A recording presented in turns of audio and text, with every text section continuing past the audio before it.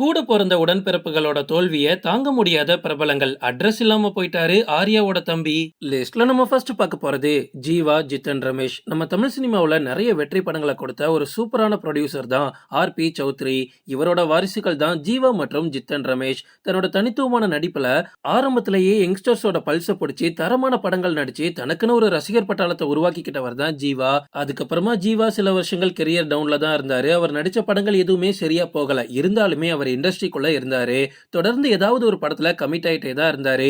ஆனா அவரோட தம்பி ஜித்தன் ரமேஷ்க்கு அது நடக்கல. ஆரம்பத்திலேயே ஜித்தன் அப்படின்ற ஒரு சூப்பரான படத்துல அவர் நடிச்சிருந்தாரு. அதன் மூலமா தான் அவருக்கு ஜித்தன் ரமேஷ் அப்படின்ற பெயரே வந்துச்சு. அதுக்கப்புறமா சொல்லிக்கிற மாதிரி எந்த ஒரு பட வாய்ப்புமே இல்ல. மக்களும் இவரை ஹீரோவா ஏத்துக்க தயாரா இல்ல.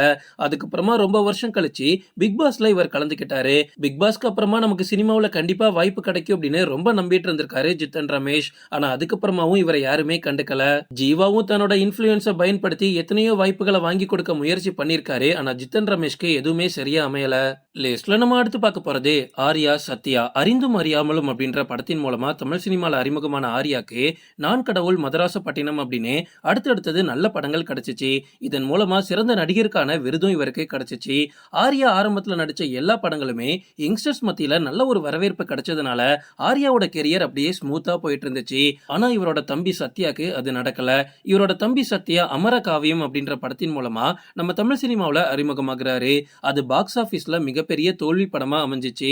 இதனால இவரை வச்சு படங்கள் எடுக்கிறதுக்கு டைரக்டர்ஸும் ப்ரொடியூசர்ஸும் ரொம்ப ரொம்ப பயந்தாங்க. இருந்தாலுமே ஆர்யா தன்னோட இன்ஃப்ளூயன்ஸை பயன்படுத்தி ஏதாவது பண்ணிடலாம் அப்படின்னு தான் சந்தன தேவன் அப்படின்ற ஒரு படத்தை ஆரம்பிச்சாரு. இந்த படத்தை டைரக்டர் அமீர் தான் டைரக்ட் பண்ணதா இருந்துச்சு. இந்த படத்துல ஆர்யா மற்றும் அவரோட தம்பி சத்யா ரெண்டு பேரும் சேர்ந்து நடிக்கிறதா முடிவு பண்ணாங்க. அப்படியாவது சத்யாவோட மார்க்கெட் ஏறாதா அப்படின்னு. ஆனா அந்த படத்துக்கான ப்ரொடியூசர் சரியா அமையாததுனால சந்தன தேவன் படத்தை பாதியிலேயே டிராப் பண்ணிட்டாங்க. அதுக்கப்புறமா சத்யாவுக்கு எந்த ஒரு வாய்ப்பும் கிடைக்கல. லிஸ்ட்ல நம்ம அடுத்து பார்க்க போறது சிம்பு குரலரசன். டி ராஜேந்தர் அவர்கள் நம்ம தமிழ் சினிமாவுக்கு எந்த அளவுக்கு முக்கியமான ஆள் அப்படின்னு நமக்கு நல்லாவே தெரியும். அவர்கிட்ட இல்லாத டேலண்டே கிடையாது. ஆரம்பத்துல எத்தனையோ நடிகர்களை நம்ம தமிழ் சினிமாவுக்கு இவர் அறிமுகப்படுத்தியிருக்காரு. அப்பேற்பட்ட டிஆரோட ரெண்டு மகன்கள்ல ஒருத்தர் மட்டும் பீக்ல இருக்காரு. இன்னொருத்தர் சினிமா பக்கமே வராம போனதுக்கு காரணம் என்னன்னு தெரியுமா? சிம்புவும் சரி குரலரசனும் சரி ரெண்டு பேருமே குழந்தை நட்சத்திரமாவே நம்ம தமிழ் சினிமாவில் அறிமுகமாயிட்டாங்க. சிம்புக்கு சின்ன வயசுல இருந்தே தன்னோட அப்பா கூட டைம் ஸ்பெண்ட் பண்ண ரொம்ப பிடிக்கும். அதனாலேயே சிம்புக்கு தெரிஞ்சோ தெரியாமலையோ உடம்புல சினிமா ஊறிடுச்சு. அவர் அதையே கண்டினியூ பண்ண ஆரம்பிச்சாரு. ஆனா குரலரசனுக்கு அப்படி கிடையாது. அவரோட வேலை ஸ்கூலுக்கு போறது, ஃப்ரெண்ட்ஸ் கூட இருக்கிறது, அவரோட ட்ராக் மொத்தமா வேற. அதனாலதான் குரலரசன் எத்தனையோ குணச்சித்திர கேரக்டர்ஸ் நம்ம தமிழ் சினிமாவில் ஆரம்பத்துல நடிச்சிருந்தாலும் ஹீரோவா பண்றதுக்கு ஆசையே படல. சிம்பு சினிமாக்குள்ளேயே இருந்தாரு. குரலரசன் கல்யாணம் பண்ணிக்கிட்டு குடும்பம் குட்டின்னு அவர் செட்டில் ஆயிட்டாரு. லிஸ்ட்ல நம்ம அடுத்து பார்க்க போறது வெங்கட் பிரபு பிரேம்ஜி. கங்கை அமரனோட வாரிசுகளா தான் இவங்க ரெண்டு பேருமே தமிழ் சினிமாவில் அறிமுகமாகறாங்க. வெங்கட் பிரபு டைரக்டர் ஆகணும் அப்படின்ற கனவுல இருந்ததுனால அவருக்கு சினிமாவில் ஒரு நல்ல பெயர் கிடைச்சிச்சு. கூடவே அவர் டைரக்ட் பண்ண படங்களும் யங்ஸ்டர்ஸ் மத்தியில ஒரு நல்ல வரவேற்பு கிடைச்சதுனால அதையே அவர் கண்டினியூ பண்ணிக்கிட்டு ஒரு உச்சத்தை அடைஞ்சாரு. ஆனா பிரேம்ஜி அப்படி இல்ல. எத்தனையோ வருஷங்கள் பட வாய்ப்புகளே இல்லாம இருந்தாரு.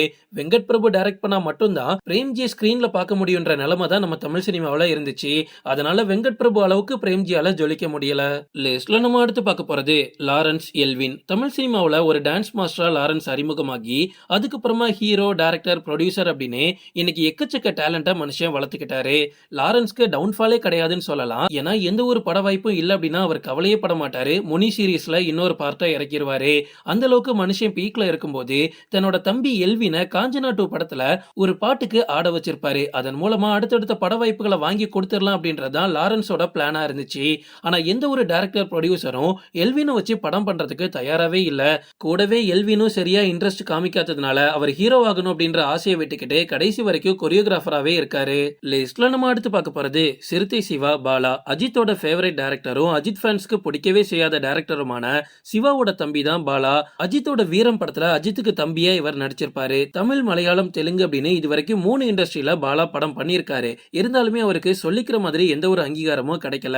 சிறுத்தை சிவாக்கு இருக்கக்கூடிய மரியாதை கூட பாலாக்கு கிடையாது. தன்னோட உடல்நிலையிலையும் எக்கச்சக்க பாதிப்புகள் இருந்ததுனால பாலா சினிமா விட்டு மொத்தமா ஒதுங்கிட்டாரு. ஓகே ஃப்ரெண்ட்ஸ், இதோட நான் இந்த வீடியோ முடிச்சுக்கிறேன். இன்னொரு இன்ட்ரெஸ்டிங்கான வீடியோல நம்ம சந்திக்கலாம். Stay tuned.